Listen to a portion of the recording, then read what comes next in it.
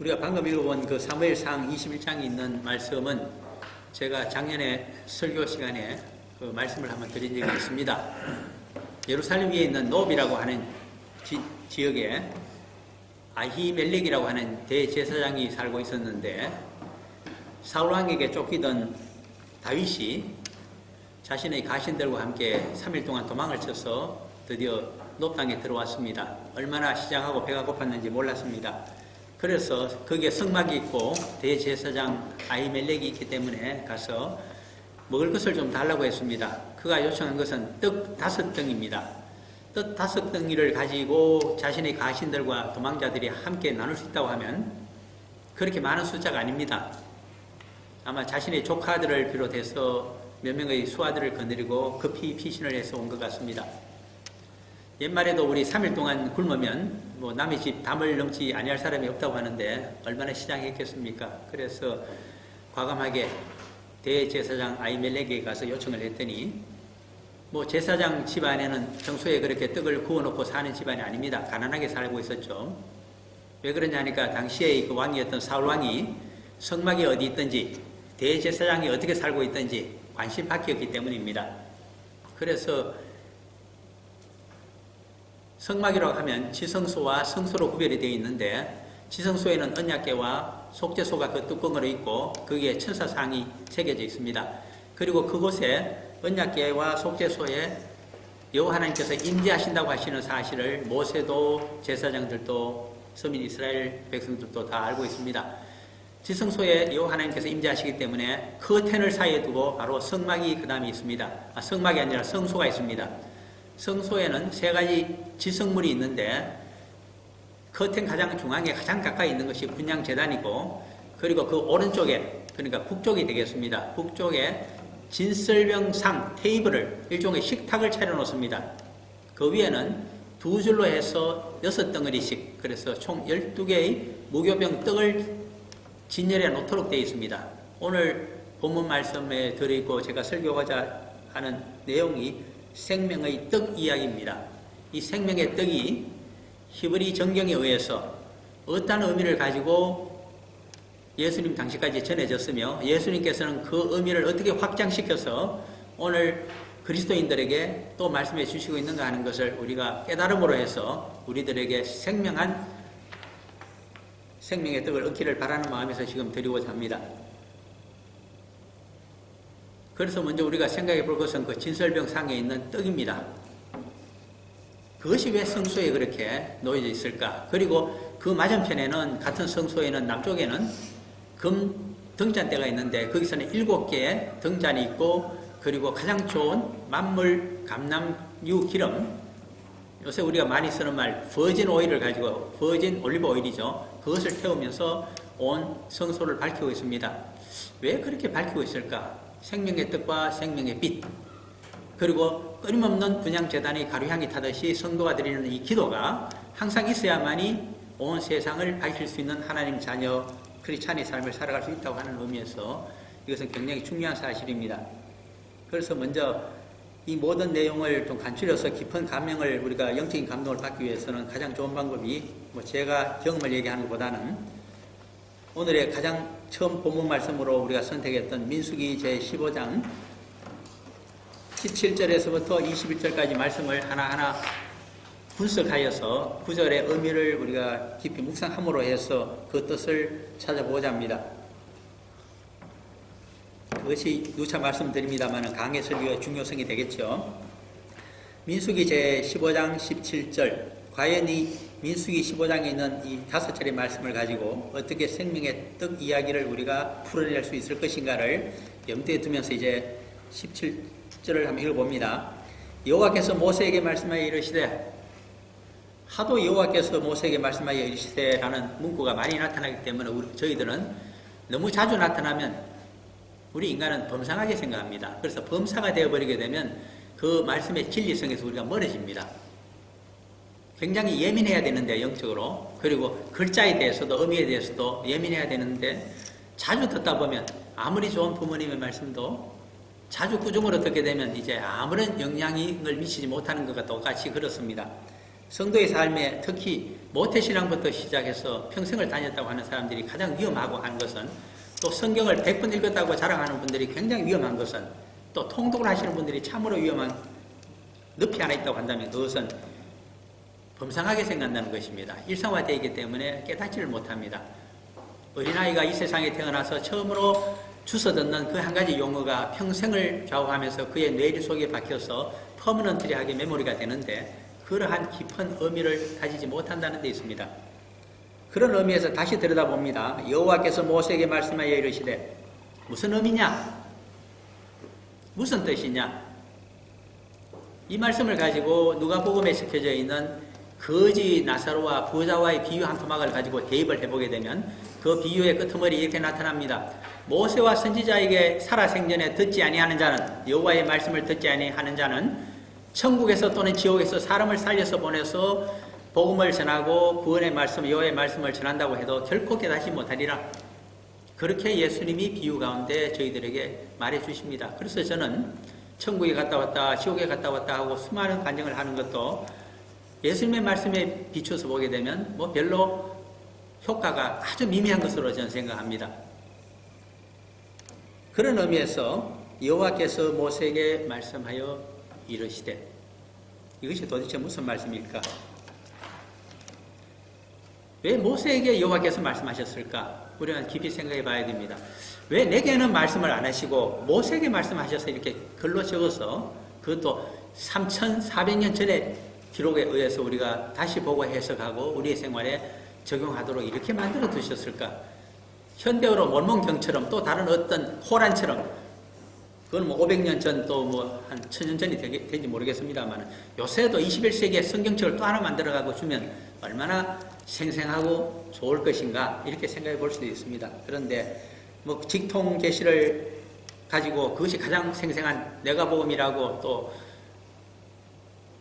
이 로고스적인 말씀이 아니라 하나님의 바로 우리에게 주시는 그런 말씀이라고 주장하는 사람들도 많지만은 성경은 그렇게 이야기하고 있지는 않습니다.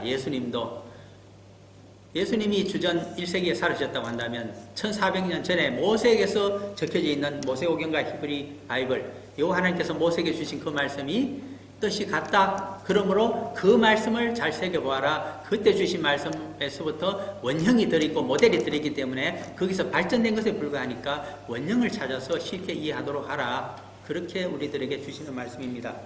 그러므로 율법을 여호와께서 또 말씀을 모세를 통해서 먼저 주셨기 때문에 모세오경이 히브리 바이블 제일 처음에 첫머리를 장식하고 있고, 우리들의 크리스찬의 성경책 올드 테스트먼트의 제일 앞부분을 차지하고 있습니다.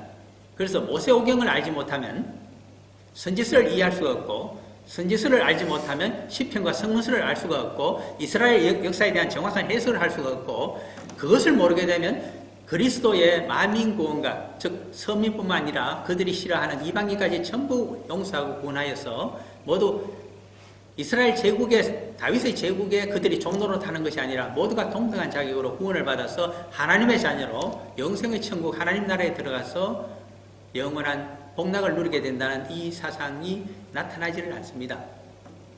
1층이 없는 2층이 있을 수가 없고, 2층이 없는 3층이 없고, 3층이 없는 4층이 없고, 4층이 없는 5층이 없습니다.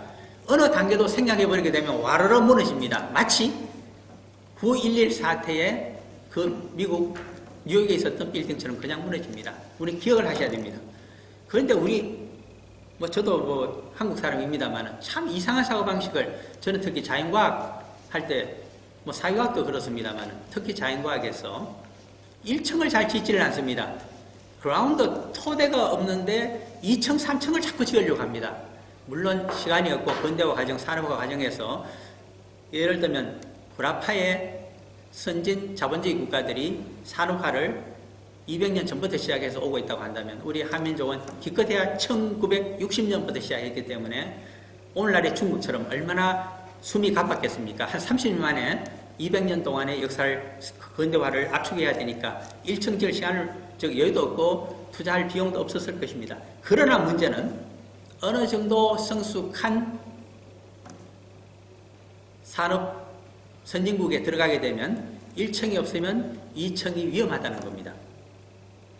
2층은 응용과학이라고 해서 그것은 어플라이드 사이언스는 좀 빌려올 수가 있고 제품화되어 있는 것은 잘 분해해보고 조립해보고 이렇게 해보면서 노하우를 알아서 비슷한 제품을 만들어낼 수가 있고 응용과학적으로 더 연구하게 되면 신제품도 만들어낼 수가 있지만은 응용과학이 있기 이전에 반드시 그 바탕이 되는 순수과학이 있습니다.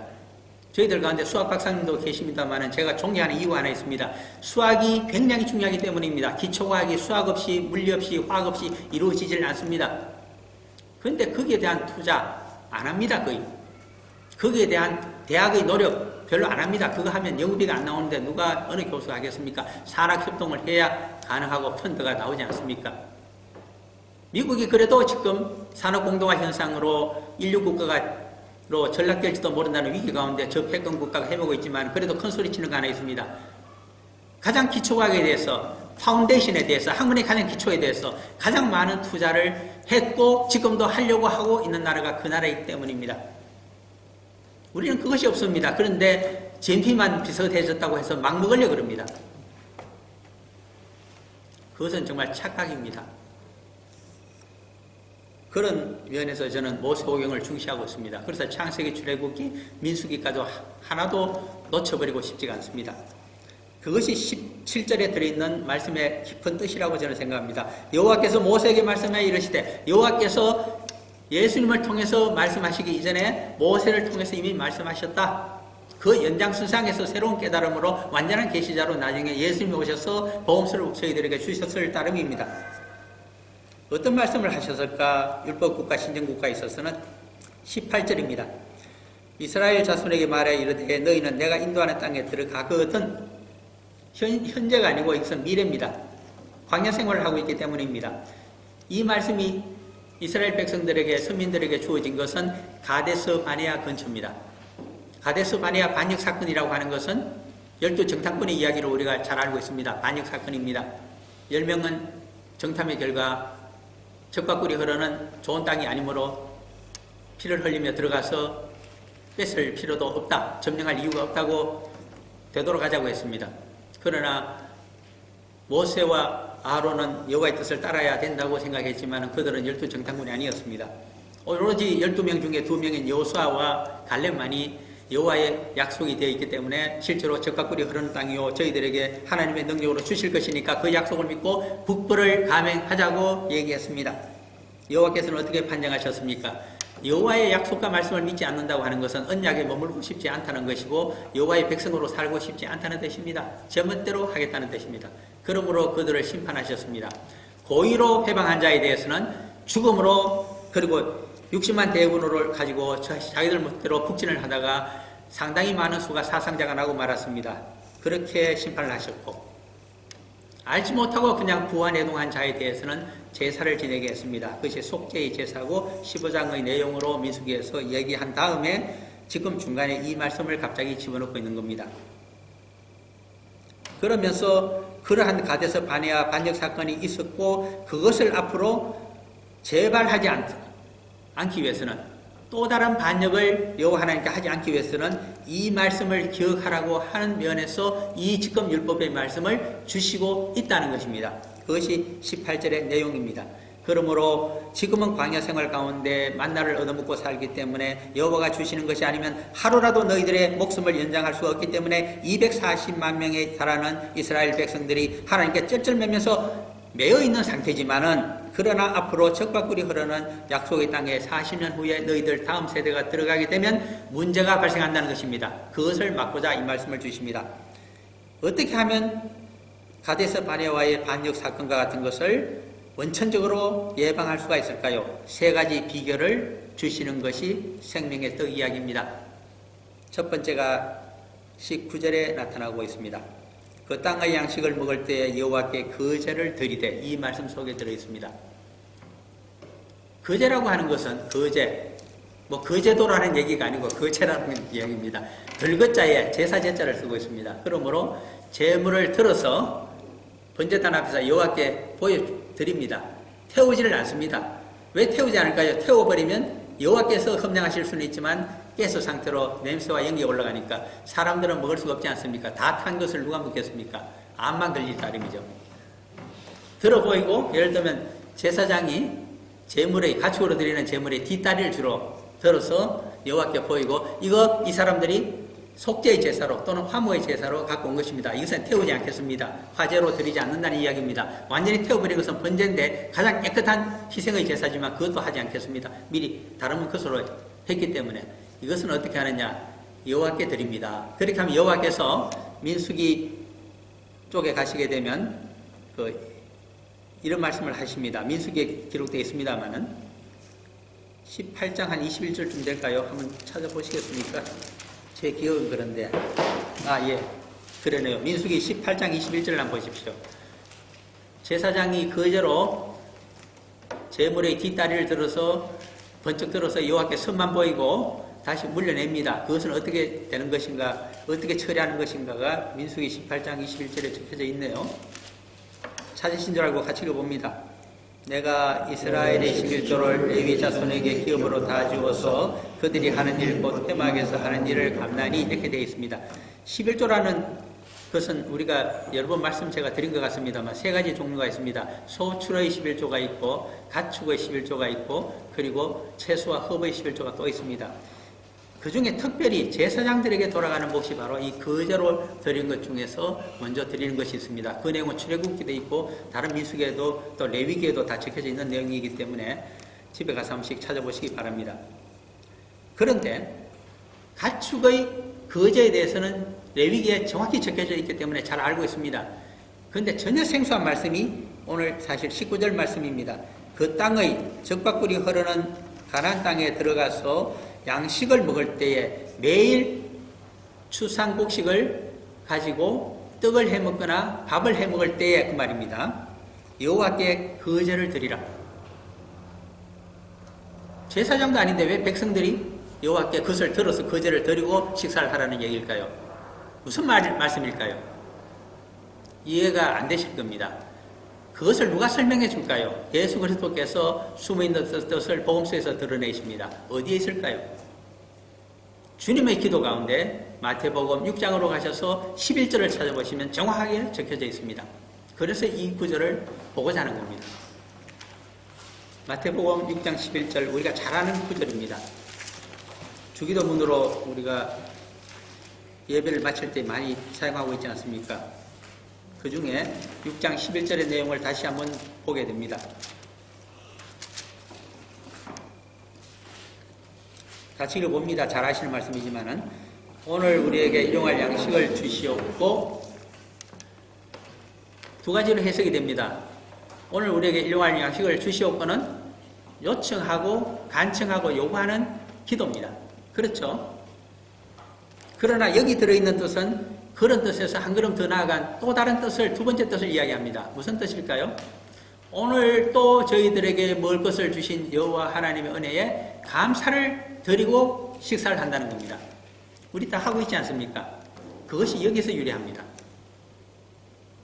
유목민의 생활이라고 하는 것은 특히 광야에서의 생활은 먹거리가 없는 생활입니다. 그거 가축 다 겨우 풀도 잘 없는 곳에서 먹이고 있는데 다 잡아먹고 나면 굶어야 되지 않습니까? 만나를 주심으로 해서 감사하면서 먹게 됩니다.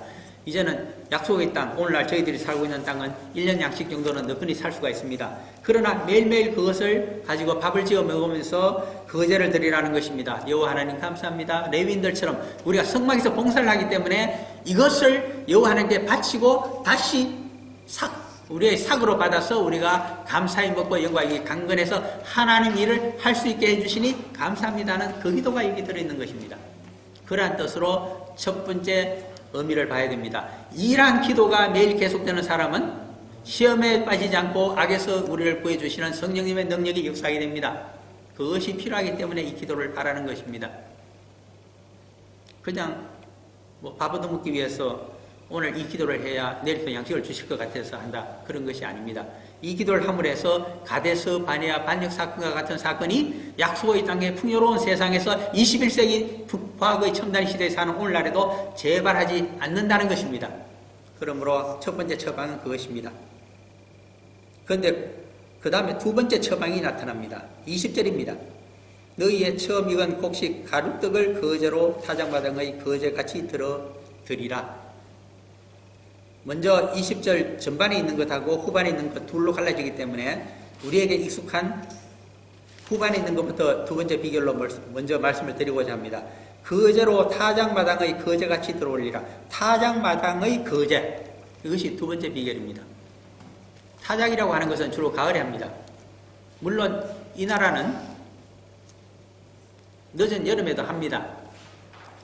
늦은 여름이 아니라 빠른 여름에 먼저 첫 번째 곡식이 있게 되죠. 그것이 보리입니다.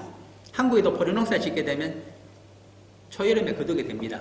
그래서 춘군기를 잘 견디면 그 다음에 보리를 우리가 베어서 먹기 때문에 그래서 다시 먹거리가 생기게 되죠. 그때가 언제일까요? 바로 6월절입니다. 그로부터 한 50일, 오순절쯤이 이렇게 한 50일이 지나고 나면 드디어 주식이 밀의 첫 열매가 열리게 됩니다. 그것이 맥추절입니다. 그래서 오순절 이꼴 맥추절 같은 의미로 사용이 되죠. 그로부터 좀 더 지나서 10월이 들어서게 되면 모든 농사가 이제 끝나고 갈거지가 완전히 끝나고 모든 열매와 곡식을 다 창고에 집어넣게 됩니다. 그때가 창고에 넣고 간물을 한다는 뜻에서 수장절이라고 부릅니다. 그 수장들이 굉장히 중요하지 않습니까? 그런데 여기서 말하고 있는 것은 바로 보리농사가 되었던 밀농사가 되었던 타작마당에서부터 여호와 하나님께 모두 감사하는 제사를 드린다. 번제단 앞에 제사장 앞에 가지 않더라도 모든 백성들이 이렇게 하라고 지금 모세를 통해서 여호와께서 해주시는 말씀입니다. 제사는 오로지 제사장이 드린다고 하는 사상이 아닙니다. 모세에게 주신 여호와의 말씀은 특별히 민수기 11장에서는 어떤 말씀이 있느냐 하니까 70인의 장로를 뽑아서 회막 앞으로 데려왔더니 하나님의 영이 그들에게 갑자기 임하여서 예언을 하기를 시작합니다. 그게 몸이 불편했는지 참석하지 아니했던 두 사람의 장로들도 선발된 사람들도 자신의 장막에서 예언을 하기를 시작합니다. 여호와의 하나님의 영이 임재를 했다는 것입니다. 모세에게 임재하던 혹은 대제사장에게 가끔 임재하던 그 하나님의 영이 70인의 장로들에게 임재를 한 사건이 발생합니다. 그때 그것을 보고서 역시 영의 임재를 받았던 여호수아가 당시에는 모세의 시종이었습니다. 쫓아와서 이야기합니다. 저들을 말리소서. 왜 위험하냐?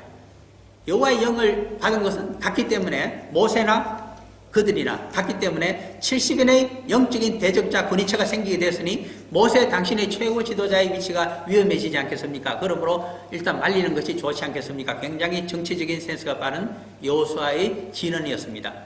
그때 민수기 11장 29절에서 모세가 어떤 이야기를 하고 있는지를 한번 눈으로 직접 다시 보시기를 바랍니다.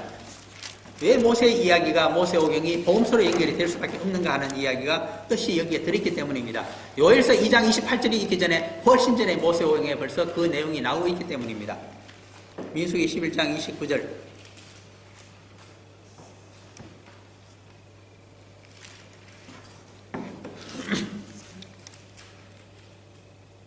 같이 읽어봅니다. 모세가 그에게 이르되 너가 나를 두고 시기하느냐 여호와께서 그의 영을 그의 모든 백성에게 주사 다 선지자가 되게 하시기를 원하노라. 아멘. 모세 입을 통해서 나오는 여호와 하나님의 진심입니다. 그렇게 알아들으셔야 됩니다. 나의 영을 모든 백성들에게 부어주고 싶다. 다 성령의 사람으로 만들고 하나님의 복음의 용사로 만들고 이방인까지 전부 구원하여 하나님 나라에 들어와서 영생을 함께 누리기를 원하고 전부 하나님 자녀 삼기를 원한다. 그러나 너희들은 서로 시기하고 질투하고 자신들의 권위를 영속화시키고자 이렇게 정치적인 편가르기를 하고 있으니 얼마나 잘못된 것이냐 하는 여호와의 꾸지람이 동시에 들어있습니다. 모세에게 이미 이 마음을 주신 것입니다.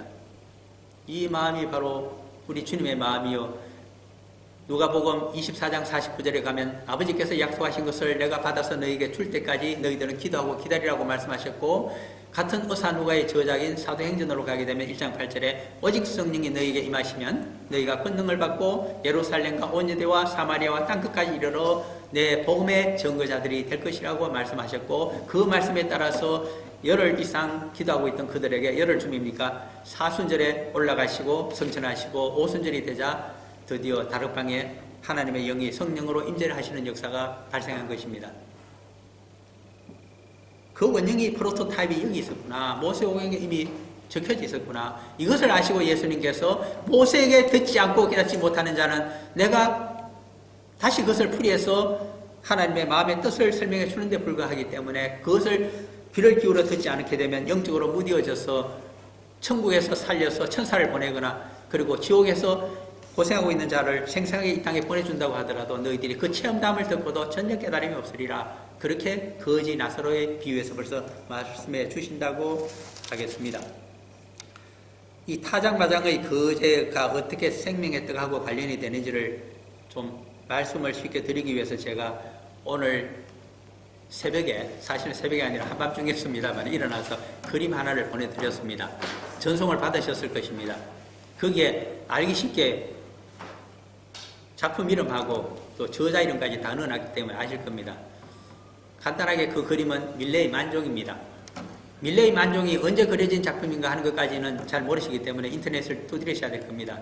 제가 먼저 두드려 봤기 때문에 말씀드립니다. 1859년도 프랑스 파리에서 밀레가 그린 겁니다.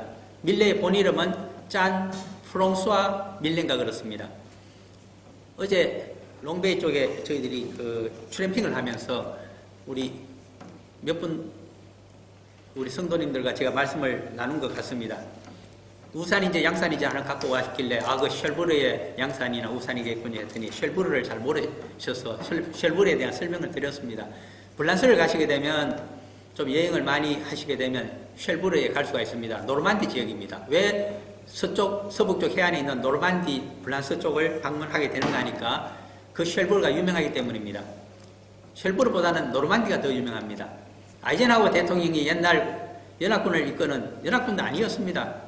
그 옛날 미국을 중심으로 해서 몇 개의 다국적군이었죠. 이끌고서 특히 영국군이 많이 들어오고 그리고 미군들이 들어가서 2차 대전을 종결하기 위해서 유럽을 재탈환하고자 상륙했던 지점이 노르만디였기 때문입니다.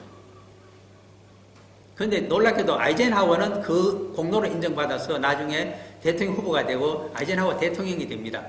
그런데 재밌는 것은 웨스트 포인트 사관학교에서 아이젠하워를 제끼고 역사상 가장 높은 성적을 낸 사람이 한 사람 장군이 있습니다. 우리가 잘 아는 메가더 장군입니다. 메가더 장군은 2차 대전 때 태평양 전쟁에 투입이 돼서 필리핀을 탈환하고 거기서 주둔하고 있었습니다. 주둔 사령관이었습니다. 한국에서 전쟁이 발발했을 때 전쟁 발발하기 전입니다. 사실은 45년도에 벌써 필리핀에 주둔하고 주둔사령관이었던 메가더가 군함을 타고 가서 일본에 제일 먼저 상륙을 해서 일본의 내각으로부터 항복 문서를 받은 사람이 메가더 사령관입니다. 그가 한국 동난이 일어났을 때 그 유엔 사령관으로 한국으로 들어왔습니다. 이 전쟁을 낙동강까지 밀려서 일진일퇴를 하고 있는 이 전쟁을 빨리 종식시키기 위해서 그는 정말 확률이 적은 모험적인 전략을 구상하게 됩니다. 그것이 바로 노르만디 상륙작전의 확률보다 훨씬 적은 인천 상륙작전을 메가더가 성공시키게 된 배경입니다. 세계의 역사를 두고서 어떤 전쟁의 기술을 두고서 평가한다면 메가더는 훨씬 더 위대한 승리를 거둔 장군이지만은 그러나 그는 결코 대통령 후보가 될 수가 없었습니다. 왜 그럴까요? 나이가 첫째 많이 들었고 아이젠하워라고 하는 자기보다 성적은 좀 떨어졌지만 더 알려진 자가 이미 있었기 때문입니다. 그래서 이런 이야기도 있잖아요. 그 인천 상륙작전이라고 하는 영화를 한국에서 만든다고 하니까 참 유명한 배우를 데려왔습니다. 이분이 안타깝게도 아이젠하워는 너무나 잘 알고 있는데 메가더의 이름은 처음 들어봤습니다. 그래서 그에 대해서 듣고서 공부를 했습니다. 보고서 깜짝 놀랐습니다. 이렇게 위대한 장군이 어떻게 미국에 이렇게 지금 잘 알려져 있지 않았을까? 그들의 의문이지만 우리는 너무 잘 알고 있습니다. 어쨌든 노르만디 이야기를 하다가 한참 갔습니다만 그 노르만디의 중요한 도시 하나가 쉘브르이기 때문입니다. 그때 노르만디를 그래서 많은 사람들이 방문합니다. 하도 유명한 곳이니까. 나치를 물리치고 유럽을 되찾은 디딤돌이 한반도와 같은 디딤돌이 바로 거기 있기 때문입니다. 그곳에서 워낙 날씨가 좋아서 파는 것이 양산입니다. 그래서 쉘브르 양산은 너무나도 유명합니다. 그래서 쉘브르란 말을 기억하셔야 됩니다. 왜 이렇게 장황하게 쉘브르를 여러분들의 뇌리 속에 집어넣기를 제가 원하느냐 하니까 오늘 만종을 그린 밀레라고 하는 사람이 노르만디 출신이기 때문입니다. 그리고 젊은 시절 그가 그림을 그렸던 곳이 쉘브르이기 때문입니다. 그러나 20대 중반이 되기 전에 그는 너무 그림을 잘 그렸기 때문에 파리에 있던 훌륭한 스승으로부터 자금이 와서 옮겨가게 됩니다. 그래서 20대 중반에서부터 20 몇 년 동안을 파리에서 그림을 그리게 됩니다. 이름이 꽤 알려지게 됩니다. 그렇지만은 57년도에 1857년입니다. 우리가 익히 아는 이삭 줍는 사람인가 하는 그림을 그려서 이름이 알려졌지만은 그러나 생활은 굉장히 어려웠습니다. 오죽했으면 기록에 의하게 되면 염료 살 돈도 없어서 그림을 제대로 못 그리고 있는 바로 그런 어려운 시기에 화상 하나가, 즉 화구상을 하는 분 한 분이 1000프랑이라고 하는 금액을 그에게 주면서 그림을 부탁합니다. 이삭 줍는 사람과 같은 더 경건하고 좋은 그림을 하나 그려달라고 했습니다. 그래서 59년도에 탄생한 것이 만종입니다. 그런데 재밌는 것은 그 그림을 뚜렷하게 연구하며 오래 바라봤던 한 사람이 이의를 제기했습니다. 그 그림은 많은 돈으로 미국으로 팔려갔다가 그것이 프랑스인의 자존심을 상하게 한 것이기 때문에 백화점 재벌이었던 한 사람이 80만 프랑을 나중에 투자를 해서 되사와서 파리에 있는 루브르 박물관에 지금까지 100년 이상 전시를 하고 있는 작품입니다. 그러므로 원형을 보시려면 루브르 박물관을 찾아가셔야 되시겠죠. 근데 오래전에 그 그림을 연구했던 한 사람이 무엇을 이야기를 했느냐 하니까, 여러분들은 감자를 출수하다가 너무나 기뻤어, 행복해서 여호와 하나님께 감사하는 심정으로 지금 멀리 교회 첨탑을 그려놓고서 밀레가 이 감사의 기도를 젊은 부부가 드리는 것을 그렸다고 생각할지 몰라도 자기가 보기에는 그것이 아니라는 것입니다. 저 감자 바구니 속에는 죽음이 들어있다고 그가 얘기했습니다. 사람들은 이해할 수가 없었습니다. 이것이 무슨 말일까? 왜 저 감사의 기도 가운데 생명의 살림을 강구하는 사람의 간절한 기도가 들어있을까? 추수의 감사에 대한 것이 아니라는 뜻입니다. 그래서 저게스입니까? 가지고 투시를 해봤습니다. 놀랍게도 정말 그 수레 속에 있는 감자 포대 속에서는 죽어있는 아기의 시체가 들어있었습니다. 이것이 비밀입니다. 왜 그랬을까? 1000프랑의 돈을 받아서 생계를 유지하게 된 이 밀레가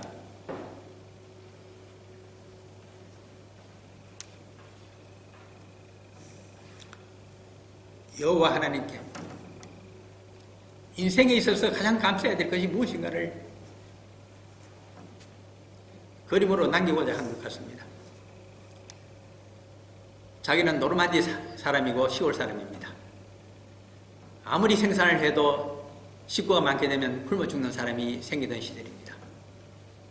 자신이 파리에 와서 20년 동안 그림을 그리면서 이름을 꽤 날렸지만 얼마나 다들 먹고 살기가 힘들었는지 그림 그릴 물감까지 값이 구하지 못할 정도로 극빈에 시달렸던 밀레였습니다.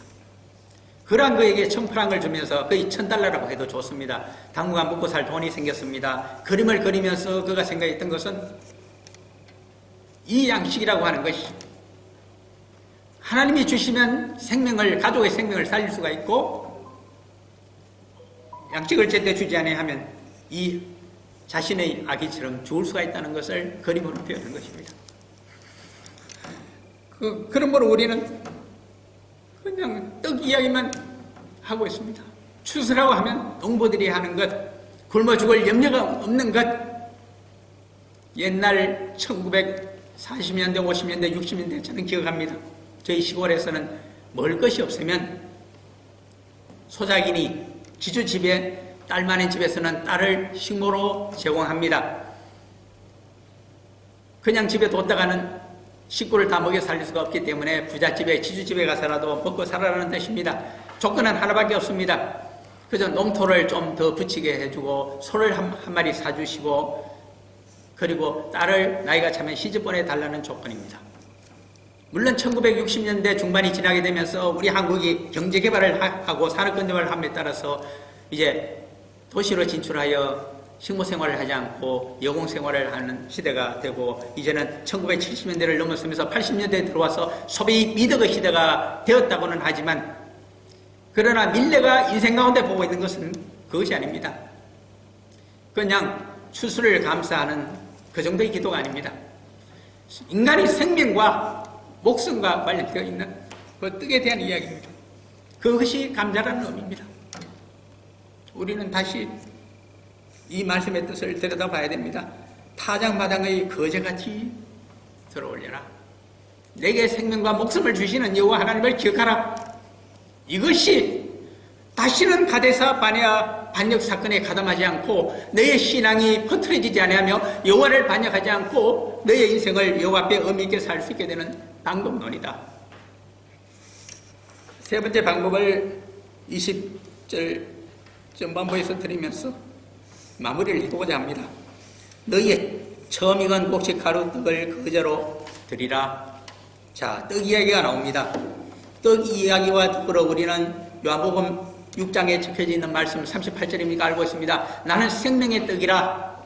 너희들이 광야 생활 가운데 얻어먹고 죽은 매일 얻어먹고 죽은 만나와 다르다. 그것은 먹어봐야 향년이 되면 또 여호와께 반역했다가 40년 만에 광야에서 다 죽을 수밖에 없지만은 내가 주는 나의 살과 피를 먹고 너희들이 나처럼 살아가게 되면 하나님의 능력을 입어서 살아가게 되면 영생을 얻는 생명을 얻게 될 것이다. 그렇게 말씀하셨습니다. 그것이 바로 오늘 본문 20절 전반에 들어있는 내용입니다. 너희의 처음 익은 곡식 가루떡을 거제로 드리라. 바로 성소에 진설병상에 차려놓는 진설병 떡을 이야기하고 있습니다. 이 떡은 처음에는 매주 안식일마다 새 떡으로 만들어서 올렸습니다. 12덩입니다. 두 줄로 해서 6개씩 쌓아서 12덩이에 무교병떡을 올려놓습니다. 큰 떡들입니다. 그것을 제사장에 올려놓고 그 떡을 만드는 사람들은 아론 후손들이 아니라 같은 고아스의 자손들입니다. 그들이 떡을 만들어서 매주 올리게 되면 나중에는 그 무교병이기 때문에 물론 그 이스트가 없어서 빨리 삭지는 않습니다만 그것도 너무 오래되기 때문에 일주일에 2번씩 굽었다고 합니다. 그러나 초창기에는 분명히 안식일에 새 것으로 바꾸고 거기서 물려나온 헌떡을 제사장들이 회막에 떨어서 먹었다고 합니다. 이것이 바로 오늘 우리가 사무엘 상에서 그 아히멜렉 대제사장과 다윗과의 얘기에서 봤던 바로 그 떡입니다. 이 떡에 대해서 조금 설명을 드리면서 제 얘기를 마치고자 합니다. 진설병상의 떡은 히브리 말로 이렇게 부르고 있습니다. 뭘 영어로 하게 되면 그것은 하나님 면전의 떡이라고 하는 의미를 갖고 있습니다만은 히브리 말로 하게 되면 두 용어가 붙어 있습니다. 하나는 여호와의 면전, 얼굴이라고 하는 뜻이 들어 있습니다. 얼굴이라고 하는 것은 그 파임이라고 그럽니다. 파님입니다. 정확히는 파님.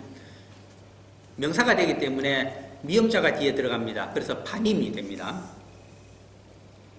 파님은 좀 어렵습니다. 얼굴을 뜻하는 히브리어가 파님이구나.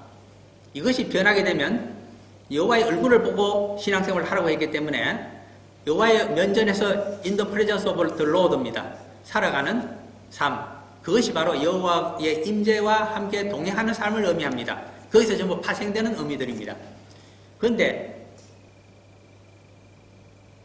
이 떡에 대한 것, 여호와의 면전에 차려놓는 떡이기 때문에 여호와의 면전이라고 하는 것은 파님으로 정리가 됐고 이제는 떡에 대한 것이 히브리 말이 무엇인가를 좀 생각해 봐야 됩니다. 성경에 깊숙하게 영향을 미치고 있는 용어입니다. 떡이 무엇일까요? 히브리 말로? 복음서 열심히 보신 분은 금방 아십니다. 떡에 대한 것이 나와 있었습니다. 지명 가운데 들어있습니다. 예수님이 태어나신 곳, 떡집에서 태어나셨습니다. 베들레헴. 벳이라고 하는 것은 집입니다. 떡집이기 때문에 떡이 레헴입니다. 그래서 이렇게까지 설명해 드렸는데도 다음에 떡이 히브리어로 뭡니까 하고 물으시면 레헴이 이 레헴이 바로 떡이구나. 그런데 성경학자들은 레헴과 더불어 라함이라고 하는 말을 때로 레헴으로 같은 뜻으로 풀이합니다. 라함이 뭔가 하면 이사야서에도 나오고 그리고 제사장의 축복 가운데도 민수기에도 나오는 이야기입니다. 라함이 무엇인가 하면 자궁이란 말이고 모태라는 뜻입니다. 여호와께서 나를 모태에서 지으셨다. 나를 자궁에서부터 나를 만드셨다. 이사야의 뜻입니다. 그러므로 그 뜻이 여호와에 들어가기 때문에 마태복음 4장 4절이 이렇게 되어집니다. 이것은 신명기 8장 3절에서 갖고 온 말씀을 인용하여서 예수님이 마귀의 괴계를 물리친 것입니다. 무엇이라고 하십니까? 사람이 떡으로만 살 것이 아니요? 무엇으로요? 아버지 하나님 여호와의 입에서 나오는 말씀으로 살 것이라. 여호와의 입은 어디 있습니까? 얼굴에 있습니다. 나오는 말씀은 떡입니다. 생명의 떡입니다. 그렇게 의미가 전달되어져 오고 있습니다. 그러므로 앞으로 이 말씀을 보실 때 나는 생명의 떡이라고 하신 말씀이 바로 내가 여호와의 입에서부터 너희들에게 생명을 주기 위해서 왔다. 가장 더 원형적인 뜻은 어디 있을까요? 창세기 2장 7절에 있습니다. 흙으로 인간을 지으시고 만물의 영장으로 만들기 위해서 하나님과 교제하는 청직으로 삼기 위해서 그 코에 생기를 불어넣으셨다. 마오리 말로 하면 끼아오랍니다. 코와 코를 맞대고 숨을 같이 쉬고 생명을 공유하는 겁니다. 하나님께서 우리가 코를 맞대시고 입과 입을 맞대셨습니다. 그리고 무엇을 불어넣을까요? 코로는 생기를 불어넣으시고 입으로는 말씀을 생명의 떡으로 불어넣어 주신 겁니다. 그렇게 해서 인간은 살아가도록 되어 있는 존재가 만물의 영장입니다. 그가 성도입니다. 그렇게 살아가는 자만이 절대로 배신하지 않고 인생을 승리로 살아갈 수가 있다는 말씀을 드립니다. 언제까지 그렇게 해야 될까요? 21절입니다. 오늘의 마지막 말씀. 너희의 처음 익은 곡식 가루떡을 대대 여호와께 거제로 드릴지니라. 성막도 없고 성소도 없는데 이 가루떡을 어떻게 우리가 매일같이 드리고 안식일마다 드릴 수가 있다는 말입니까? 성전이 없어지고 성막이 없어졌지만은 대신하고 있는 교회가 있습니다. 성도들의 공동체가 있습니다. 왜 매주일 예배를 드려야 될까요? 이 떡을 얻어먹고 올려드리고 얻어먹기 위함입니다. 이것이 생명을 살리는 힘이라고 하는 에너지라고 하는 것을 기억하시면서 이 예배에 임하시고 이 말씀을 나누시며 여호와께서 헌명하신 이 말씀을 얻어서 기쁨으로 먹으면서 생명을 살리는 그러한 사람들이 2018년에는 풍성하시기를 간절히 소망해 봅니다. 잠깐 기도합니다. 사랑하는 아버지 하나님,